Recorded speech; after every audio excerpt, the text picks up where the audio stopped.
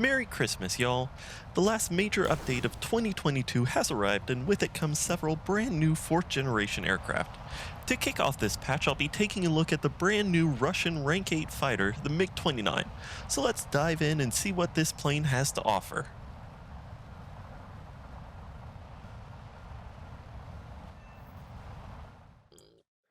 As the 1960s came to a close, the US was well on their way to designing and fielding their next generation air superiority fighter, the F-15. Not wanting to fall behind, the Soviets would begin their own next generation fighter program. In late 1969, the Soviet Ministry of Defense issued their first requirements for the new program that was designated PFI. These requirements included a top speed in excess of Mach 2, high maneuverability, a heavy armament, long-range endurance, and the ability to operate from short runways. The Mikoyan, Sukhoi, and Yakolev design bureaus began studies to each design such an aircraft to submit for the program. The design bureaus would work heavily with Sagi to incorporate their latest aerodynamic research. As these bureaus worked on the development, the cost of building such an advanced fighter became pretty clear, so in 1971 a new lightweight fighter program was started under the designation LPFI.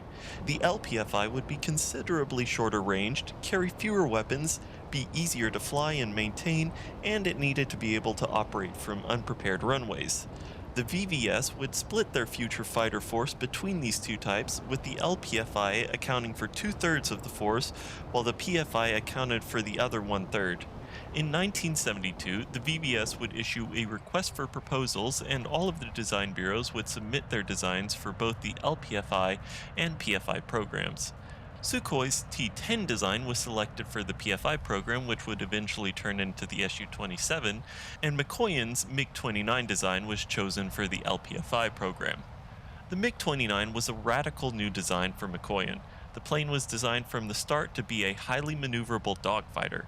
To accomplish this, it featured a lift-generating body, a pair of mid-mounted swept wings with both trailing and leading-edge flaps on it. Large leading-edge root extensions were added to help the plane pull high AOA, while a pair of outward canted vertical tails and large stabilators were incorporated to give more control at these high AOA numbers. The airframe is built primarily from aluminium, with some composites thrown in to try and lower the overall weight. Altogether, the airframe was rated to be able to pull up to 9 Gs while maneuvering. A fly-by-wire control system was considered. The designers instead opted for a more traditional hydraulic and pulley control system. This would make it easier for pilots to transfer from older airframes onto the MiG-29. To power the plane, 2 high-specific thrust RD-33 turbofan engines were housed each in their own nacelle underneath the main body of the aircraft. Since the intakes were placed so low, there was a fear of FOD getting into the engines during takeoff. To combat this, special FOD protection doors would deploy when weight was placed on the nose gear, and the engines would breathe through blow-in doors on the top of the Lorexes. The weapons control system combined a pulse Doppler radar, an IRST, and a novel helmet-mounted sight to aim and guide the new generation of Soviet air-to-air missiles. The first prototype MiG-29s would begin testing in 1977, with the maiden flight occurring on October 6, 1977, with Mikoyan chief test pilot Alexander V. Fedotov at the controls. Flight testing went relatively smoothly, except for the prototypes doing the engine testing. For some reason, these planes just had bad luck.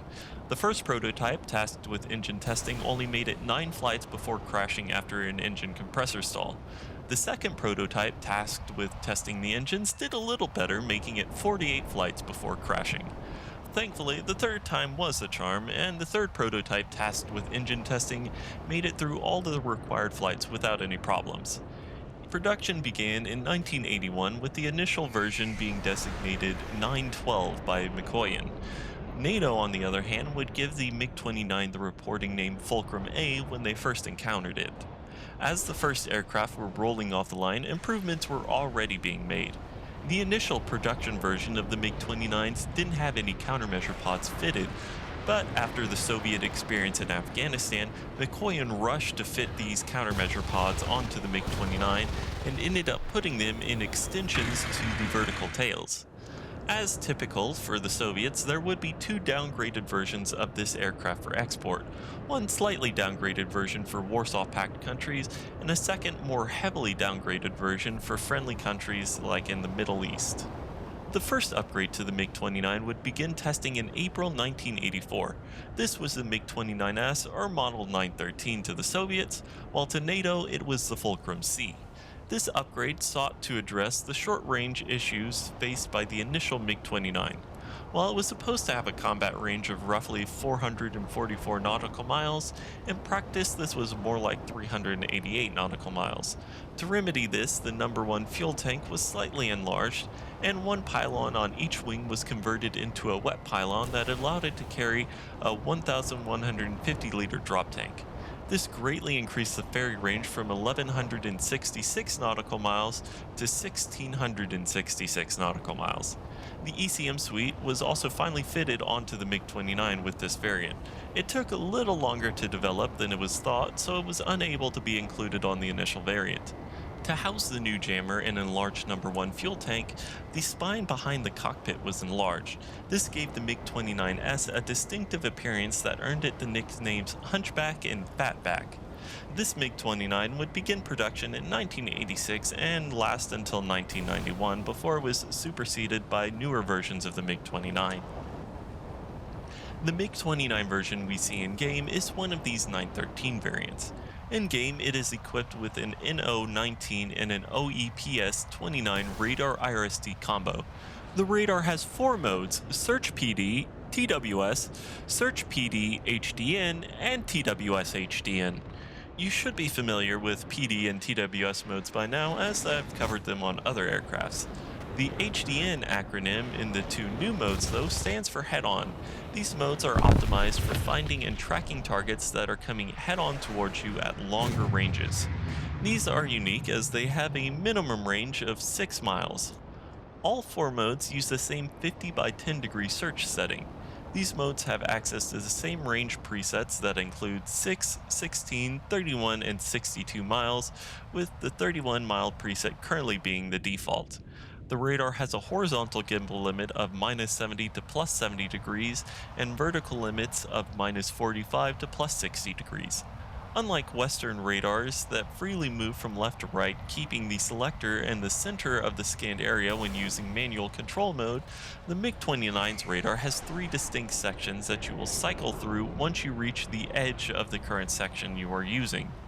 The MiG-29 has a single VSL ACM mode that searches a 5 by 50 degree area with a max range of 6 miles. Since you lack a boresight ACM mode, it can sometimes be difficult to lock onto your target if they're in a big furball, as the radar likes to lock onto friendlies. As for the IRST, you have two search settings, a 60 by 30 degree and a 30 by 30 degree. A neat feature about the MiG-29's IRST is that it has a laser rangefinder built into it. This means you're able to get range and velocity data on the target you have locked up, which is some very nice information to have. The IRST also has a VSL ACM mode that searches a 4 by 30 degree area. The third piece of the MiG-29's offensive avionics is one of the first helmet-mounted sights in-game. Gaijin has this marked down as an HDM, or helmet-mounted display, in the info card, while I think it should be marked down as an HMS. An HMD will, as the name suggests, display information about your plane, your target, or sensors on your plane. The MiG-29's does not do this. It's just used as a sight to allow the pilot to target another plane with any IR missile by looking at it. So instead of the missile being slaved to the direction your plane is flying, it is instead slaved to your camera direction, allowing you to simply point your little circular cursor at a target to lock them up if you're using a third-person mode, and if you're using any kind of head tracking or VR from the cockpit, all you have to do is point your head at the target. When in the cockpit, you have a double circle that will appear when you turn on any IR missile.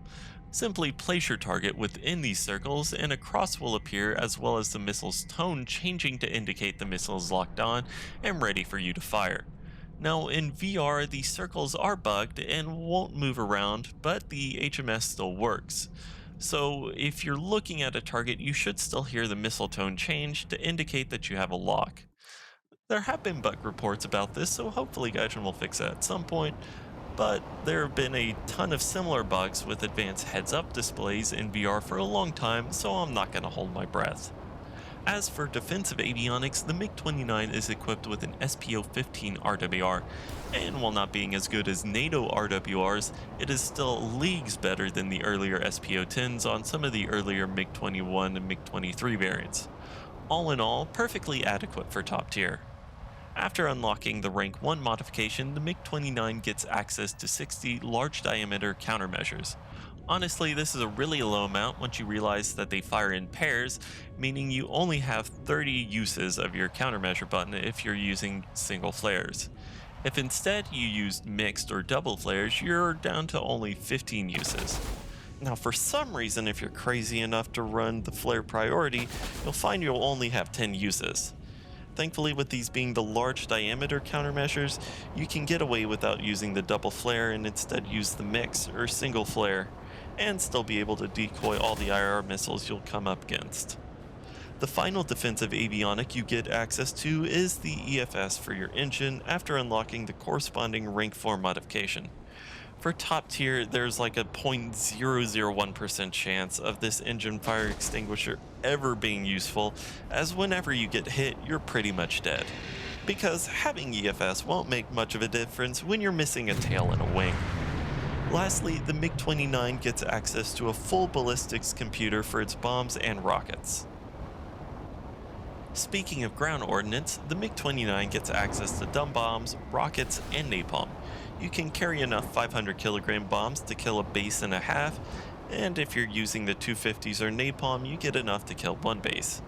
You can do some early stock grinding with these loadouts if you want, but there are much better CAS options in the Russian tech tree if that's what you're looking for. For air-to-air missiles, you have 5 options, 2 short-range and 3 medium-range missiles. For short-range, you get the base rear aspect R60 and the upgraded all-aspect version, the R60M.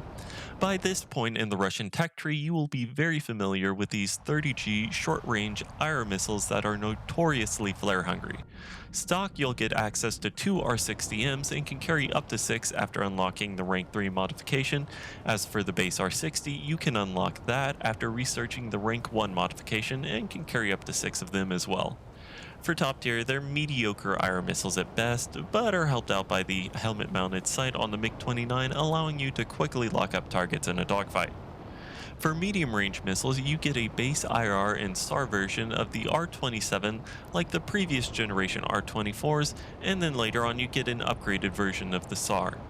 The base R-27s have slightly better range than the previous generation R-24s thanks to their motor lasting 6 seconds compared to the R-24's 3, even if the R-27's motor is slightly weaker, though the motor is still able to push the R-27 up to a speed of Mach 3.5 just like the R-24's. By far the biggest improvement is the increase up to a 30G overload. If you're using the R-27R, you can comfortably missile joust with aircraft that are using the AIM-7F or AIM-7M, since the latter is just a copy-pasted 7F right now. This is as long as you're on a normal RB map. If you're on an RBEC map, the AIM-7F will be able to more effectively exploit its range advantage over your base R-27R. But as long as you're in a sub 10 mile range engagement, it'll really come down to who fires first. If you're using the R-27T, you'll benefit from an improved seeker over the R-24T. While the stat card states an all-aspect lock range of 2.98 miles, I've locked an F-16 up at 5 miles in a head-on. You can get some even crazier side-on or rear aspect shots as it has a rear aspect lock range of 11.18 miles. However, the biggest downside to the R-27T right now is that it's as flare-happy as the R-60s are.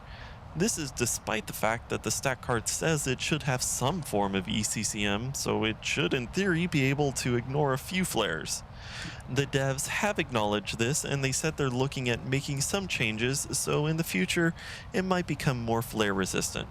For the time being, I think the R-27R is the much better option between the two, so you have some missile that's immune to flares. You can carry up to 2 R-27s and get access to the R-27R at rank 2 and the R-27T at rank 4.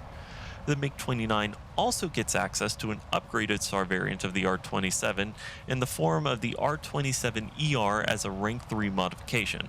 This upgrade to the base R-27 extends its range by fitting a new engine with an initial burn time of 2 seconds and then the sustainer burn time of 7 seconds. This new motor can also push the R-27ER to a maximum speed of Mach 5.8. Basically, this missile is very fast and can reach out and touch planes before they can even hope of getting an AIM-7 off in return. Several times now I've shot down planes that are 15 miles away from me when I launched the missile from 30,000 feet, and the missile hit them as they were just reaching 9 miles from me. Since it's so much faster than the AIM-7, even if you and your target fire at the same time, the ER will hit long before the AIM-7 does.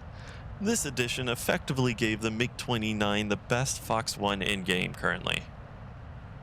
For its gun armament, the MiG-29 is equipped with a single GSH 30-1 30mm cannon mounted in the left-hand leading-edge root extension beside the cockpit. The gun has access to 150 rounds of ammo, and with its fire rate of 1800 rounds per minute, you're looking at a trigger time of 5 seconds. I have absolutely fallen in love with this gun. It has rectified my biggest gripe with the NR30 on the earlier MiG-21s, which is their low rate of fire. This gun doesn't leave gaps between the rounds big enough for a B-29 to fly through, and you also get a lot of extra ammo compared to the NR30. Add to that its decent velocity of 900 meters per second and rounds that hit like a truck, and you've got a contender for the best gun at top tier. I've been using the default belts and I've had no problem deleting aircraft I hit. The stock grind on the MiG-29 is a bit of a chore. It originally had the R60 stock when I was grinding it, but now it's got the R60M as a stock missile. This will make getting early kills a little easier than when I was doing it, but it's still going to take you a bit to get those early modifications. As for the stock flight performance, it's just flat out amazing. You've got thrust for days and will out-accelerate even fully spaded J-8Bs and Kafirs. Your maneuverability is pretty solid as well, so dogfighting won't be much of a problem until someone tries to third-party you and you realize you don't have flares. When it comes to researching modifications, flares should be your first priority, followed by the missiles. I highly suggest getting the G-Suit as your second Rank 2 modification to unlock Rank 3, as you will be fighting to keep your pilot from constantly blacking out even with it and an experted crew. A neat little tidbit is that the MiG-29 gets a better G-Suit compared to the F-16. After getting the G-Suit, it's back to getting the other air-to-air missiles and performance mods before moving on to the gun and ground ordnance mods. If you wanted to do the base bombing, you could get the napalm and 250 kilogram bombs earlier on, but I'd suggest against it as it's really not as valid a grinding option as it used to thanks to the way top tier is currently played. When it comes to performance, the MiG-29 is powered by two Klimov RD-33 turbofan jet engines, each producing 3,920 kilograms of force dry and 6,820 kilograms of force in afterburner. Like the MLD, the MiG-29 appears to be missing around 1,000 kilograms of force in the afterburner mode. Still, it'd be hard to notice as the MiG-29 frankly has ridiculous acceleration. Like I said earlier, a completely stock MiG-29 will out-accelerate a Kafir C-7 off the runway, and the Kafir will only start to catch up to the MiG-29 once it reaches Mach 1.1. When fully spaded, the Kafir stands no chance at all and will rip its wings before it can even start to catch up to the MiG-29. Speaking of wing rip speed, the MiG-29's wings have to be made out of pure stellinium as they're not coming off unless you exceed Mach 1.33 on the deck.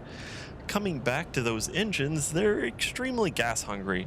They'll quickly burn through the fuel you bring, but thankfully Gaijin has implemented a new mechanic to help with that. This new mechanic is the long-anticipated drop tank mechanic.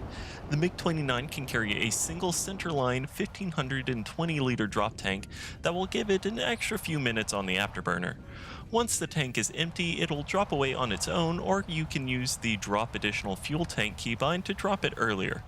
For normal maps, I run about 20 minutes plus the drop tank, and on EC maps I'll bump that up to 30 minutes plus the drop tank. Those two fuel settings tend to last me most games, so you should be fine using those. Just be sure to come off the afterburner when you don't need it so you can save on fuel here and there. When it comes to maneuverability, the MiG-29 has heaps of it. The MiG-29 can comfortably beat just about any other plane in a one circle. The plane pulls best between around 380 and 450 knots. You can pretty much pull a constant 9 to 11 Gs if you remain in that speed range. When in this speed range, the MiG-21 will lose speed pretty quickly when pulling those hard maneuvers, but with its great acceleration you can quickly gain that back in an instant. Now when you're above 540 knots, the MiG-29 has extremely good energy retention and it'll struggle to slow down unless you pop the air brakes and come off of the afterburner. The roll rate is also excellent, so you shouldn't have any problem there. One thing the MiG-29 can't do right now that it should be able to is being able to pull a Cobra maneuver. This is one of the signature features of the super maneuverable 4th generation Russian aircraft. Not sure what the reason for this is, but we may see some further tweaks to the MiG-29's flight model in the future. As for the climb rate, like the other performance characteristics, it's just flat out crazy. With all the performance mods and a slick plane, the MiG-29 can climb at just about 63,000 feet per minute. When zoom climbing from the deck with a full weapons load after reaching Mach 1, the MiG-29 can easily reach up to 30,000 feet. This type of climb rate is really only matched by the F-16, so you can really get up to high altitudes quickly at the start of a match. Alright, let's move on to how I play the MiG-29. For my loadout, I prefer running the 4 R-60Ms, 2 R-27ER, and 1 drop tank. After taking off, I'll turn to the direction that I'm going to be climbing in, usually off to the left, but sometimes I'll mix it up and try to go right and catch some enemies off guard. After I pick my direction, I'll accelerate up to Mach 1, then nose up to a 40 to 50 degree climb and zip up to 26 to 30,000 feet. As is typical now at top tier, you want to be wary of any long-range Phoenix launches by opposing F-14s. I haven't been targeted that often by a Phoenix, just because the MiG-29 is able to climb so fast I usually don't get spotted. Once you're leveled off at altitude, use the TWS and TWS HDN modes to find enemies that are climbing as well and close in to engage them. I feel pretty comfortable launching an ER around 15 miles max range on a target coming head on at me that's about my similar altitude or maybe slightly below me. Then, after firing, you can offset to one side to lower the closure rate between you and your target and let the missile go do its thing. If you're using the base 27R, you should maybe be looking to fire around 6 to 8 miles max. If you find yourself being targeted by an AIM-7 before you're able to launch your R-27, it's best to go defensive and notch the missile. From here, just stay defensive and wait until you merge with whatever's shooting at you before trying to reverse them and get behind them to shoot them with an R-60 or your gun. Once you've finished clearing up the guys at altitude, you can look below you to pick and choose who you want to go after. The helmet-mounted sight combined with the R-60Ms will allow you to fling a bunch of missiles on your way down into the furball. When it comes to dogfighting with the MiG-29, it's not really that difficult with this plane. All you have to do is just keep it one circle, watch what your opponent's doing, and try to pull inside of them. Now, if you want to use the R-27T, I suggest going and looking at someone else's video because I absolutely suck with this thing. Here are my little timestamp notepads that I keep when recording background footage. As you can see, I get a lot more consistent 1 or 2 kill games when using the R or ER compared to the massive amount of no kill games I got when trying to record footage with the Ts. This missile just goes for flares way too easily, and I couldn't really figure out a way to use it. Basically, as soon as the furball starts, this missile is useless, and you'd have better luck getting in close with the R-60Ms. Until the IRCCM gets changed on the R-27T, I really see no point in ever using it. Moving on to the plane's economy, the MiG-29 is a Rank 8 BR-11.7 Russian fighter at the end of the MiG line. To research this plane will require 410,000 RP, and to purchase it will cost 1.2 million SL. Basic crew training cost will set you back 310,000 SL, the expert qualification will set you back another 1.1 million SL, and the ace qualification will require you to pay either 3,400 GE or gain 1.28 million RP while playing the plane. To fully spade the MiG-29 will require you to gain 529,000 RP while playing the plane, and you'll need to pay 484,000 SL. Once fully spaded, the repair cost will be 14,990 SL in RB. This is a few hundred more SL than the F-16's repair cost, but significantly cheaper than the Tornado's 16.6 thousand SL repair cost. As for modifiers, the MiG-29 gets both an SL and RP modifier of 2.5. The RP modifier is exactly the same as the other rank 8 jets, but it's the lowest SL modifier of the group. The MiG-29 currently has access to two skins. The default skin uses both a very light blue and gray colors and mixes them in a basic camo pattern. Nothing too special. The second skin swaps the light blue out for a darker blue-gray color. This makes the camo pop a little more, better than the default, but nothing amazing. If you want the skin, you can unlock it by paying 200 GE, or you can get 260 kills in RP and unlock it for free. So, since there wasn't any camos I liked, I went to War Thunder Live and downloaded several skins that I've been using in this video. If you're interested in using any of them, I'll have the links in the description, so feel free to go download them, and be sure to support these awesome skins creators. Moving on into the cockpit, and as typical of Soviet fighters, this thing is cluttered and messy. We'll start out over here on the top left of the main panel below the HUD. This here is your airspeed indicator, below that is the barometric altimeter, and below that is your gear and flap indicator. Moving up and to the right, you'll find the ADI, partially covered by the HUD mounting, so you'll have to lean down to see it, and below that is the HSI. Next, you gotta really lean down to see the vertical velocity indicator. Below that is your Mach indicator, and on the very bottom, behind your stick, is your clock. Leaning over to the right side now, you will find the radio altimeter hidden by the HUD, and your engine RPM gauge just to the right of it.